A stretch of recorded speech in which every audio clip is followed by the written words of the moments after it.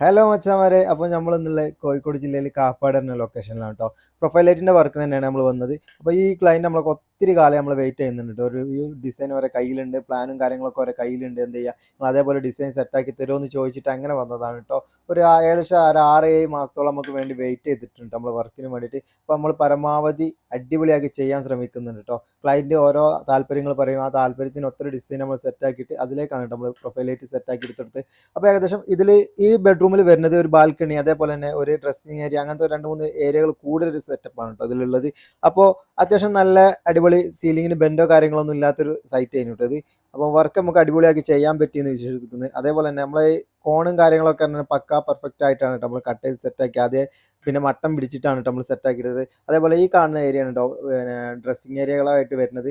അപ്പോൾ നമ്മൾ ഫൈനലായിട്ടുള്ളൊരു ലുക്ക് എന്തായാലും നിങ്ങൾ കണ്ടിട്ട് അഭിപ്രായം പറയണം. അതേപോലെ തന്നെ നിങ്ങൾക്കോ നിങ്ങളുടെ സുഹൃത്തുക്കൾക്കോ ഈ വർക്കിനെ പറ്റി വല്ല താല്പര്യങ്ങളുണ്ടെങ്കിൽ എന്തായാലും നമ്മൾ കോൺടാക്ട് ചെയ്യാൻ മറക്കരുത്.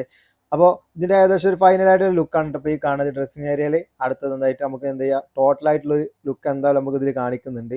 പിന്നെ ഇത് നോർമലി എന്നാൽ ഓരോ ഓരോ പ്രത്യേക അളവ് തന്നിട്ടാണ് കേട്ടോ നമ്മൾ ഇവിടെ ഈ ഡിസൈനൊക്കെ സെറ്റാക്കി എടുത്തത്.